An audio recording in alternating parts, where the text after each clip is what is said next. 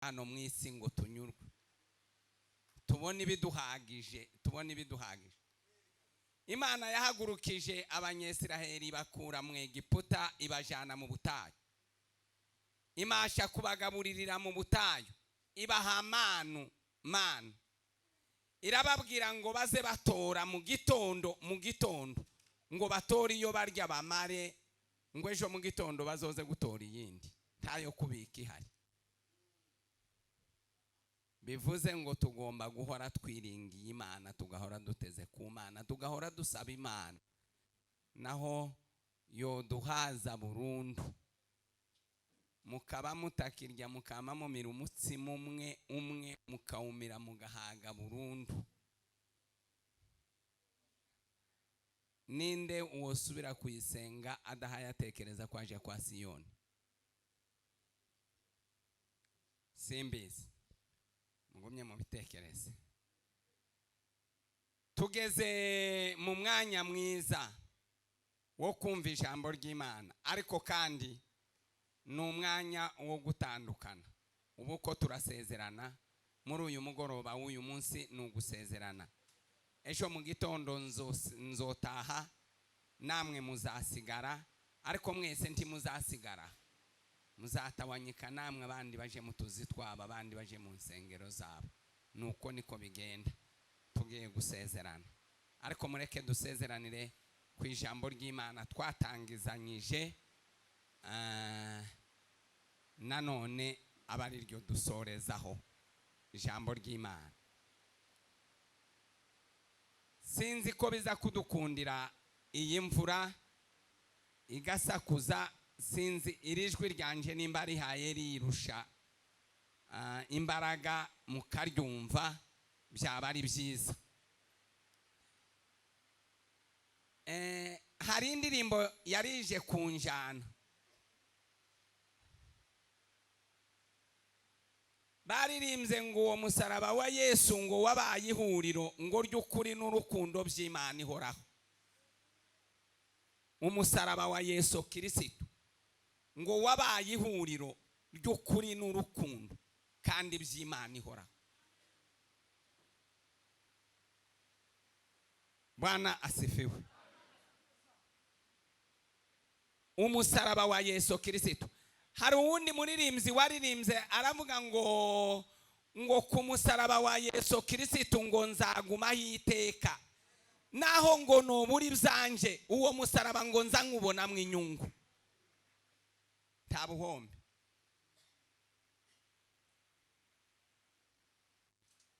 ariko inyungu zizabona bahagumye iteka kuri uwo musaraba wa Yesu Kristo ngo sinzavayo niko uwo muririmbyi yaririmbye kandi we gawe yaririmbye yamashije aravuga ngo kuri uwo musaraba wa Yesu Kristo nzaguma hiteka naho naburi byanje naho naburi byo mfite naho naburi byo ntunze uwo musaraba ngo iteka nzawubona mu inyungu tabuhombe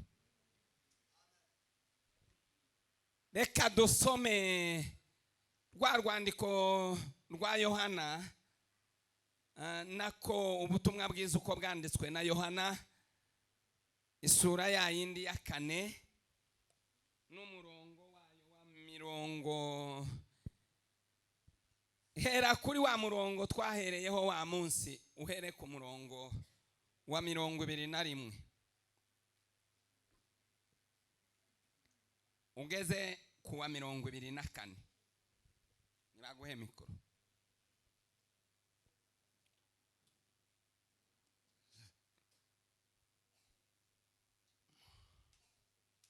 Yesu aramusubiza ati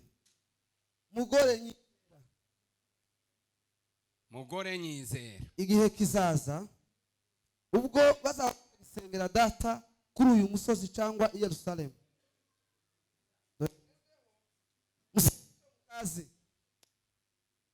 ariko twebwe dusenga ivyo tuzi kuko agakiza kava mu Bayuda ariko igihe kiraje ndetse kirasohoye ubwo abasenga by'ukuri basengera data mu mwuka no mu kuri kuko data ashaka ko bene abo ari bo bamusenga Imana ni umwuka n'abayisenga bakwiye kwisengera mu mwuka no mu kuri amen amen iyo mikoro nibashaka baguhindagira ngo usubire usome hari hamwe nanjye sinari ko mpumva.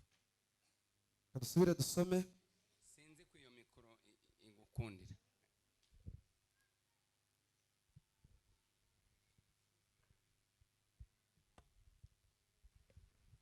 Dusome mu izina rya Yesu. Yesu aramusubiza ati mugore nyizera igihe kizaza ubwo bazaba batagisengera data kuri uyu musozi cyangwa i Yerusalemu. Dore mwebweho musenga cyo mutazi, ariko twebwe dusenga ibyo tuzi kuko agakiza kava mu Bayuda. Ariko igihe kiraje ndetse kirasohoye ubwo abasenga by'ukuri basengera data mu mwuka no mu kuri, kuko data ashaka ko bene abo aribo bamusenga. Imana ni umwuka, n'abayisenga bakwiye kuyisengera mu mwuka no mu kuri. Amen.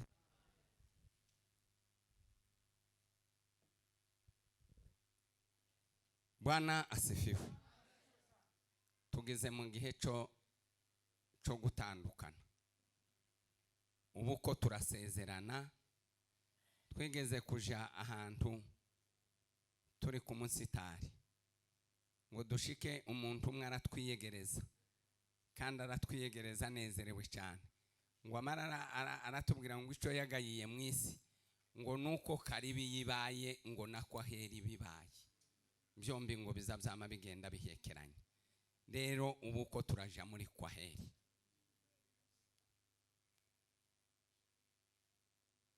Aha niho twatangizanyije ijambo ryacu ryari uburyo bwo gusenga Imana mu kuri no mu mwuka.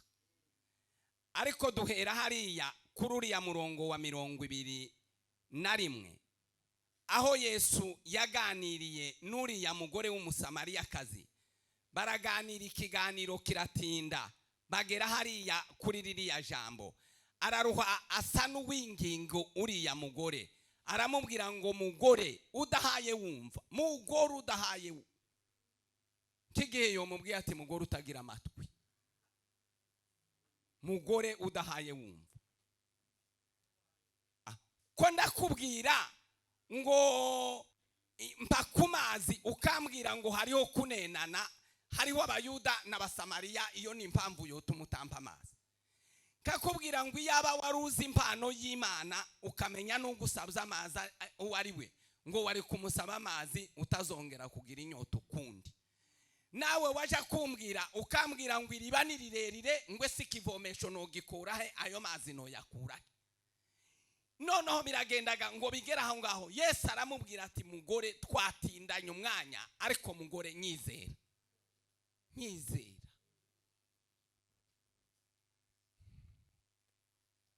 Bibiri zimbwira ngo uwizera uwo mwana Yesu Kristo, uwo mwana ngo uwizera uwo mwana ngo afite ubugingo buhoraho, kandi ngo ubugingo bwo muri iki gihe no mu kindi gihe kizaza. Uwizera uwo mwana Yesu aramubwira ati ninje mwana. Niki gihe gaya ariko ashaka kumubwira ati ninje mwana wo kwizerwa. Nizera mugore, nizera. Ati gihe kizaza abantu bazaba batagisengera kuri uyu musozi. Uyu musozi ntuzosura gusengerwaho. Ati ndetse igihe kiraje kandi kirasohoye ubwo abasenga data by'ukuri ngo handi bihera kugira ngo umenye ukuri kw'Imana n'ukuyizera. Kugira ngo ukomeze ukuri kw'Imana n'ukuyizera.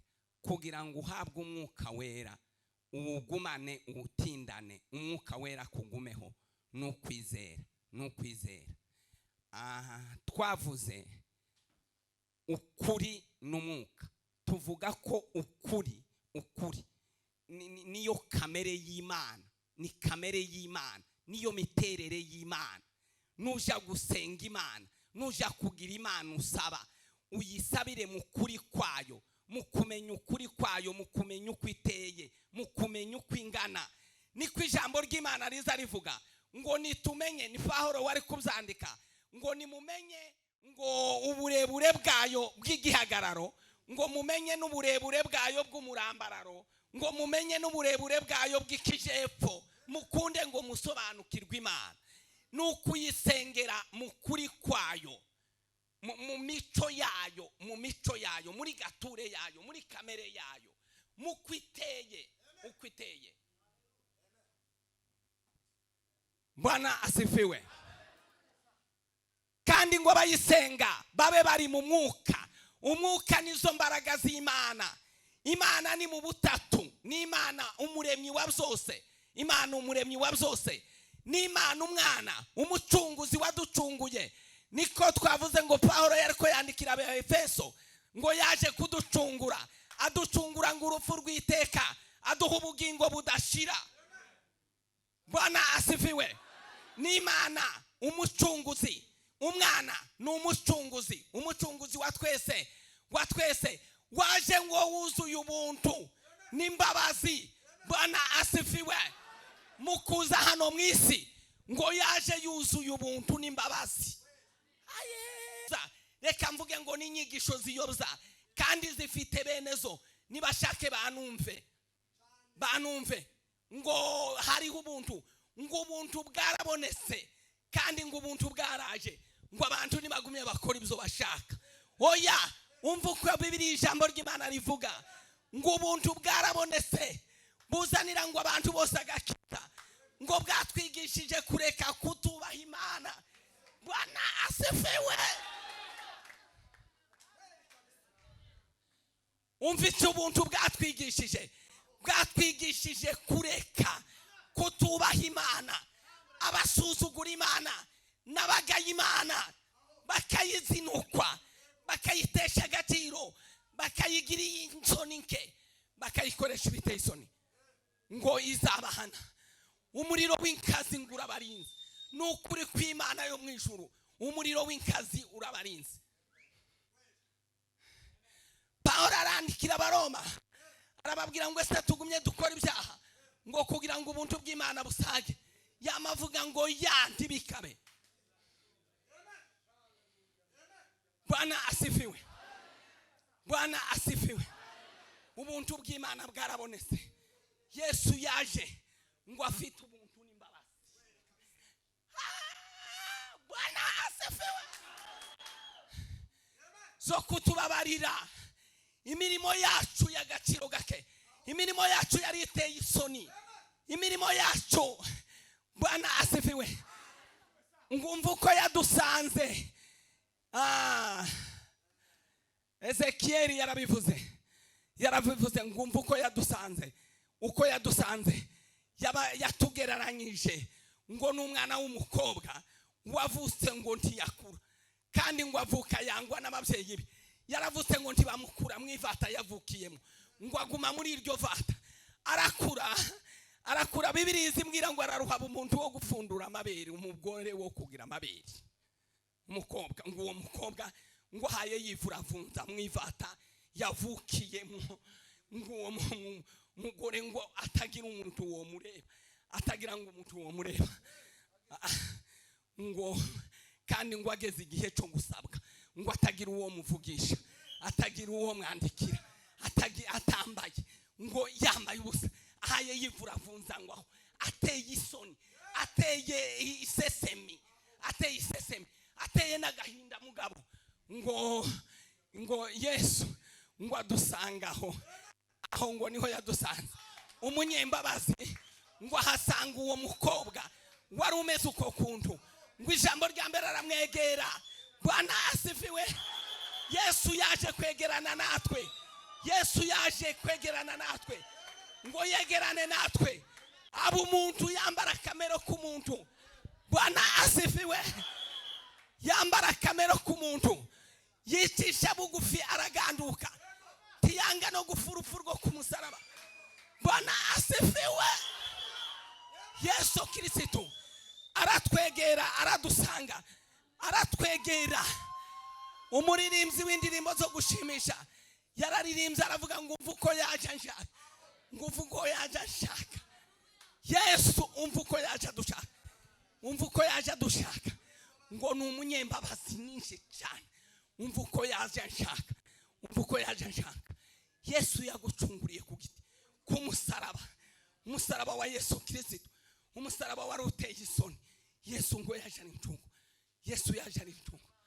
ngo ubutatu tubweneze ngo yaje ari Imana umwuka wera, umwuka ukora imirimo, imbaraga y'Imana. Bwana asifiwe. Paulo yaravuze ngo njyewe ngo ubutumwa bwiza ntibunkoze isoni, ngo kuko ari imbaraga y'Imana. Umwuka n'imbaraga z'Imana, imbaraga zirema. Hariya mu byakozwe n'intumwa Yesu yari kwasezera abigishwa akababwira ngo icyakora muzahabwa imbaraga, ngo umwuka wera nabamanukira, ngo muzaba abagabo nyabagabo. Tuzagirwa abagabo nuko twambaye umwuka w'Imana. Nitwambara umwuka w'Imana tuzaba abagabo nyabagabo. Nta kindi kiza kidutinyura, tugatinyuka imbere y'abantu n'imbere y'Imana, nuko tuba twambaye umwuka wera.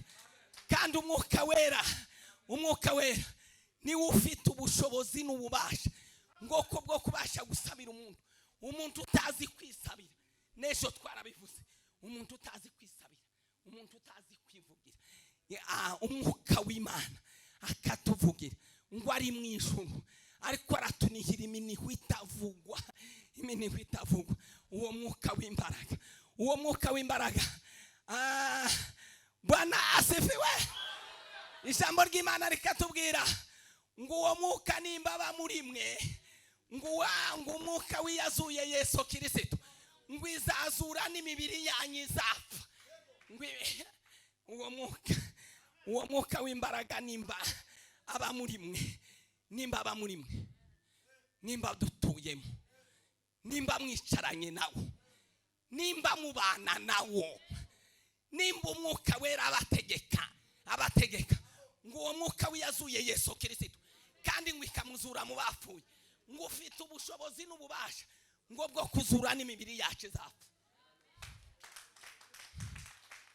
Bwana asifiwe. Mwifuza umwuka w'Imana, reka tuvuge umugabo umwe tugende wakoreshejwe imirimo n'umwuka w'Imana. Umwuka w'Imana mu isezerano rya kera, ngo Sawuli ngo aje ku rugamba, ngo ashike biratinda, urugamba rurakomera, Goliyati arabatera, Goliyati arabatuka, Goliyati arabatokoza. Nukuri nza nsoma Bibiliya ikambwira ngo yazaga abatuka mu munsi gatatu, asubuhi na magharibi.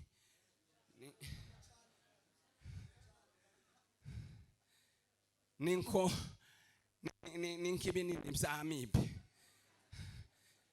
asubuhi na mchana na magharibi, ngo akabatuka Sawuli umwami kandi wari waratabaranye n'abasirikare ku rugamba, ngo akihisha, ngo ingabo ze zikihisha zigatinya, abantu bose ngo bakaburirwa uburyo. Umunsi umwe ngo Dawudi ngo agenda yagemuye, ngo amare gushika, ngo yumva badutse, ngo arabatuka, ngo aravuga ngo noneho ndatangaye, Ishaka sakumiro, uyu hayutuka abantu, ngo agatuka n'Imana ya Isiraheli. Uyu ni muntu ki? Uyu ni umuntu ubona, ni umuntu uteye gute? Ngo atangire kubaza mukuru we, ngo amucumite ijisho, ngo aramureba turiya munyagwa, agira agasuzuguro ko mu mutima, yoja kwiyahura kuri kiriya gihume agapfa. Kandi nakoze inkura hangaha kunto hariko hashakishwa umuntu wo murwanya, baramwahurayo, ngo yama mwegera, ngo aramubwira ngo se bwa butama bwaso, ngo wabusigiye ndi, wabusigiye iyo bwa butama bwaso, gukengura kwamyeho, ngo nawe ngo aramubwira ngo ntakomvuze, ngo hari uko mvuze, ngo yigere hirya, ngo abaza abandi, ngo baravuga baturiya ni Goliyati, kandi uwo murwanya ngo akamutsinda. Umva uko umwami yaravuze ngo ijambo rya mbere, ngo yomiha Mikali umukobwa we, kandi Mikali wa Sawuli ngo yari mwiza, suko yari umwana w'umwami gusa, ngo yari mwiza, ngo yomuha umukobwa we, ngo icyakabiri ngo yomuha igisate cy'igihugu. Iyo ni motivation, bati nawe Dawudi ngo ntiyarushe yumva ibyo byo ntiyabyumvishije, ngo yumva gusa afite agahinda kuko Imana ya Isiraheli yatutswe. ngo amakuru abaragiye abageze kwa Sawuli. Sawuli ati nimumuzane. Ngo bamushitse nkari ya Sawuli ati n'umwana mutoya. Ati n'umwana mutoya aramwegera. Atese uwo murwanya ati n'umurwanya no mutsinda. Niki kindi wakoze? Ati njewe naragiraga intama za data. Intare yaranteye. Ndayifata ndayikwanyura. Ni intama zirataha. Idubu ngo bucirantera. Nayo nyigira nkirya ntare. Ati njewe wishe intare n'idubu noreka kwicuriya mu Filisiti utarakebwe gute. Sawuli ati maze nyine genda. Ngo aramwambika. Ngo amwambike ngo agire gutya. Ngo agire gutya. Ngo aravuga ngo ibisi nabimenyereye. Ibisi nabimenyereye. Ngo arabzambura arabita. Bwana asifiwe. Hari umuririmbyi w'indirimbo zo gushimisha sinzi kuririmba ariko nzi kuzumva. Ngo yararirimbye aravuga ngo mwiyumanganye mu byago mugiye kubona. Ngo murinde imitima yanyu mutayitagwa mu gico. Ngo intwari z'umwami tizizazita ngo kubyisi ariko ngo niko zizazimera kugira ngo zineshe Satani. Yamamubwira ngo hari uko nza nambara kugira ngo ndwane na Goliyati. Hari uko nokora kugira ngo ndwane na Satani. Sibi ngo arabzambura. Ngo abzambure. Sawuli ati ya. Uyu mwana. Ngo aramubwira ati se none urajana iki? Ati ndajana imibyanje nambaye kandi ndajana umuhumetso utarimwo nibuye. Ndajana umuhumetso. Ati genda kuko Sawuli nta kindi yashakaga ahantu ho urupfu rwa Goliyati gusa. Ngo turuka ikuzimu rwo turuka he yashaka habe mu mutima wa Sawuli. Imana imbabarire ninje uzumutekerereza. Habe nubwo Dawudi yahwanaga na Goliyati. Agahwana na Goliyati. Akica Goliyati na Goliyati akamwica. Sawuli yaravugaga ngo birahaye nuko Goliyati apfuye. Icyo yashakaga nungupfa kwa Goliyati. Dawudi icyo yashakaga nukugira ngo Imana ya Isiraheli igaruka n'icubahiro. Bwana asifiwe. Nukugira ngo Imana ya Isiraheli yiheshe icubahiro. Nico Dawudi gusa yaraviziye. Nta kindi yashakaga. Dawudi yaraviziye ngo kugira ngo gusa ngo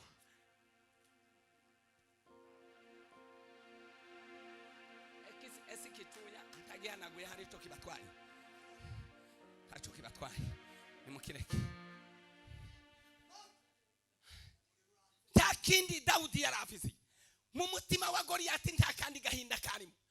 Mu mutima wa Dawudi nako. Mu mutima wa Dawudi nta kandi gahinda karimo. Mu mutima wa Dawudi nta zindi sifa zari zirimo. Isifa zari ukuvuga ngo Imana igaruka n'icubahiro cyane. Icubahiro cy'Imana tongere kigaruke muri Isiraheli cyashize. Bwana asifiwe.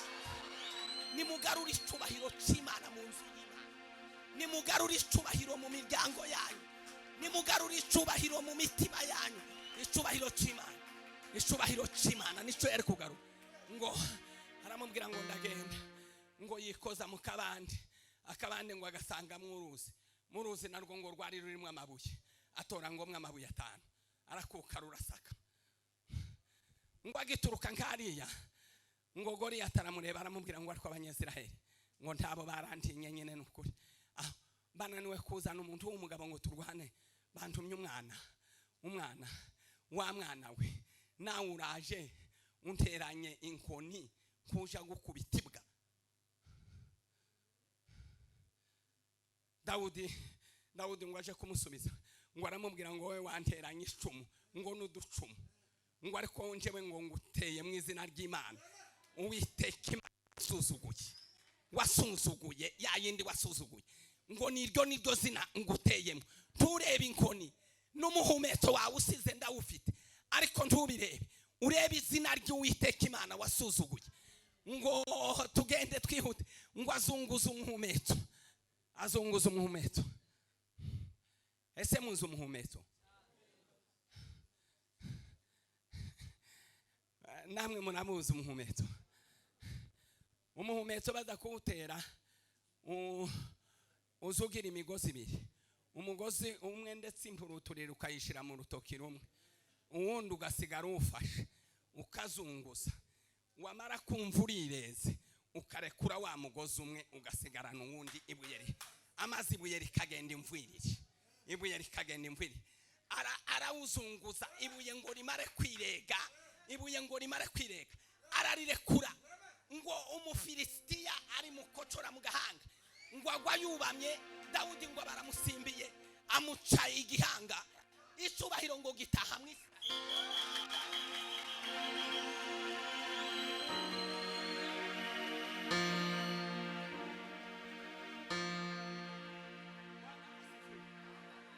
icubahiro ngo kimara gutaha mu Isiraheli. Ba mama nibo banyirabayazana bati uratuvamiye, mugira amarangamutima yo hejuru, mugira amarangamutima yo hejuru. Abagabo bati Dawudi araduteturuye, ariko nimurinde gica umwami avuga, nta muntu uguvuga, nta uvuga. Abagabo bagira amakenga, ba mama abagabo bagira amakenga. Abagabo bari banezerewe, nukuri abagabo bari bishimye kuko Dawudi yatsinze Goliyati, kandi abagabo nibo bariko bagwa ku rugamba, ngo ariko baraceceka bati turinde icyo shefu avuga. Abagore bagira amarangamutima yo hejuru, ngo bama batera indirimbo, baturitse indirimbo, barayituritsa, baturitse indirimbo iturikira mu mutima wa Sawuli, ishari rirapanda, ishari rirapanda. Baravuga ngo Dawudi yishe, ngo Sawuli yishe ibihumbi, ngo naho Dawudi yishe inzovu. Bwana asifiwe.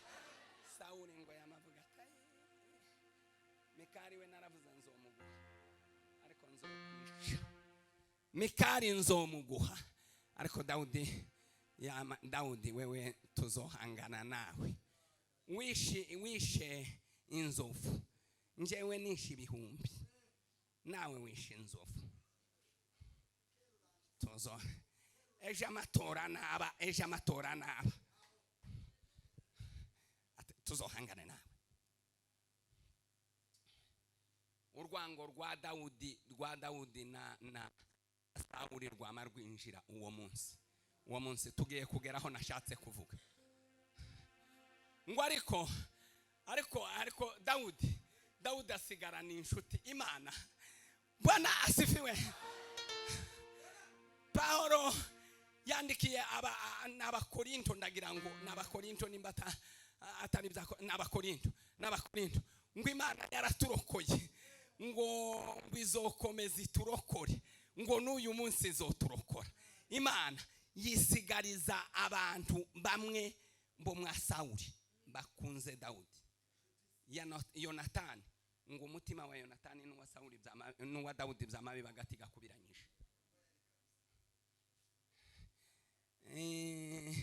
Mikali wa Sawuli ari mwa Dawudi ni sheri na sheri.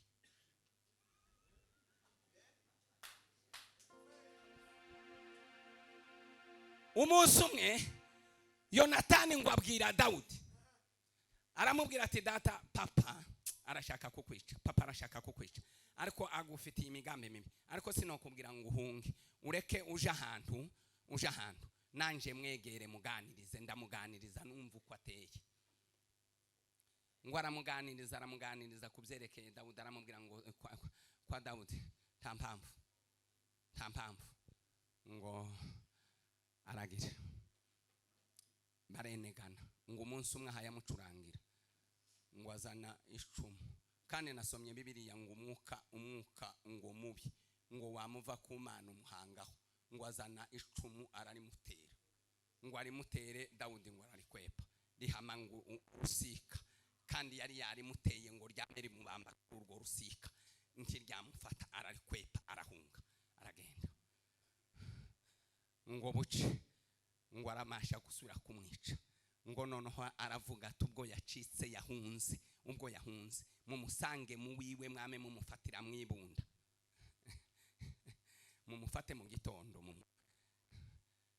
Ngo umukobwa wiwe Mikali, ngo aramubwira ngo iri joro nudacika, ejo mu gitondo bazagufata, data ntuzomukira, azokwica. azakwica, ndamuzi azakwica. Ngo Mikali ngo amutiburira mu idirisha arahunga aragenda, kandi nta handi yakurikiye. Ngo aratekereza ati no mukizwa n'amasengesho, ndamukirira ku bandi basenga. Ngo asanga Samweli ngo inayoti irama. Yo, Bwana asifiwe. Arahunga ngo agenda irama, inayoti irama. Ngo asanga ngo Samweli umuriro w'Uwiteka ngo yarawukomeje, umuriro w'umwuka yarawukomeje. Nge Bibiliya izigereranya ibintu, ikagereranya umwuka n'umuriro, ubundi kandi kawugereranya n'amazi, ubundi kandi kawugereranya n'umuyaga. Uriya mwanditsi wanditse igitabo cy'Abaheburayo aravuga ngo ngumva uko yagize twebwe abamarayika, ngo abamarayika Imana ngo yabujuje mu mwuka wayo wera, ngo ari kwibahindura nk'imiyaga, ngo bagende nk'imiyaga, kugira ngo bagukorera bazakiza. Induru nivugira ahangaha, bagende ngo nk'umuyaga, bagende nk'umuyaga. Bwana asifiwe. Dawudi ngo yasenze Imana, arayibwira ngo Mana ngo untabare, ngo kandi nuja kuntabara ngo ukuri icumu mu ntagara, ngo kandi ngo ubanguke, ngo ugende ngo nk'umucanzogera w'impara. Ijambo ry'Imana rikavuga ngo iza kudutabara, ngo izigendera ku mababa y'imiyaga. Bwana asifiwe. Ngo abamarayika yabagize nk'imiyaga, ngo naho ngo abakiranutsi bayo, abantu ngo bayizere, abantu ngo batindanye nayo, ngo yabagize ngo nkakurya kw'ibirimi by'umuriro. Yabujuje umwuka wera, ngo ibagira ngo nkakurya kw'ibirimi by'umuriro.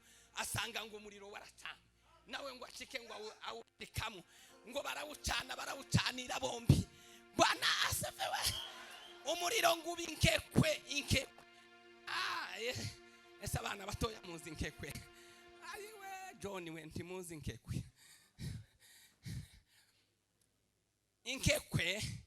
Inkekwe na amakara haye yaka ikiguruguru gikeya, kandi yose yatukuye, nta kara rikiri iryirabura, yose yamaze gufata umuriro, yose aha yarabye ibirimi by'umuriro gutya. Asanga umuriro ni inkekwe. Ngo Sawuli nawe ngo atuma abantu ngo nimuje kuhiga Dawudi, ngo baragenda, ngo bashike bagwa ngo muri ico kibatsi cy'umuriro. Nta kindi ngo bakoze, bamye ngo batangira guhanura, ngo amwukura bafata, batangira ngo guhanura. Ngo atuma bakabiri barahera, ntibasubiye kwa Sawuli, ngo baguma mu kiguruguru, batindana n'Imana, batindana n'abakirisitu, batindana n'abakiranutsi b'Imana. Ngo barahera, ngo atuma abandi, atuma bagatatu, bose ngo bahaye bahera. Dawe Sawuli ati ndigendera nje nyine, ndagenda. Ngo aserukira ngo kwiriba ry'Iseku, ngo arabaza ngo ese Dawudi ngo nako Samweli na Dawudi ngo bari he? Ngo baramubwira ngo bari hariya ngo inayoti irama, ngo bari mu gitaramo. Dawudi ati ndagiye, Sawuli ati ndagiye mufate. Ubwo ari hariya kwiriba ry'Iseku, ndamwegereje ndamufata mu kanya gato, mu minota mike ndabamushikiriye. Ngo bataregereza harya bari inayoti irama, ngo bataregereza, ngo umwuka utangira kumufata, ngo nawe atangira kwigenza iyo njaha yahanura. Ngo abaseruka ayahanura, ngo arahanura, ararambarara hasi, ngo araruha, ngo yikuramwe imyenda. Bwana asifiwe. Ngo arahanura biratinda. Umwuka w'Imana iyo twawukomeje ukabinyenga, nimureke kugira ubwoba, reka gucika integereka no kwiheba. Cyane umuriro w'Imana wake, umwuka w'Imana wake uzafata abapagani, abagizi ba nabi n'inkozi z'ibibi, bose uzabafata, nabo bazahanura bambaye ubusa. Pawulo yaranditse aravuga ngo imyenda yacu ngo yo kutizera ngo igereranywa ngo n'umwenda w'ubushambagara, amahuza ateye isoni atariho n'imyenda y'ubushambagara. Mu gihe tukiri mu byaha ngo tuba twambaye ubusa, tuba dusa n'abambaye ubusa. Icyo bikora ubu nyine, kwambara ubusa kwaravumuwe. Abana b'abakobwa bari mu kugenda ibitugu biri.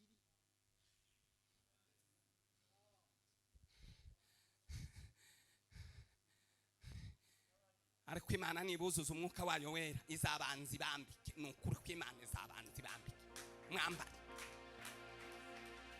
Timuzagenda mwambaye ubusa muzambara. Kwambara ubusa ni ingeso ya kamere. Ni ingeso ya kamere. Ni ingeso ya kamere kandi muzi iyo byavuye n'inkomoko yabyo. N'inkomoko yabyo. Nimwuzura umwuka wera. Umwuka numara gucana muzambara. Sawuli ngo ahanura yambaye ubusa. Yambaye ubusa. Ayi nibutse Yesu nawe yaragitaramye icyo gitaramo. Ngo yamukanye na Petero na Yakobo ngo na Yohana batatu. Yabakuye mu 12 ngo barazamuka. Ngo baragere mu mpinga ngo y'umusozi. Imyenda ya Yesu Kristo ngo irahinduka bayibona abo bantu. Igitaramo ngo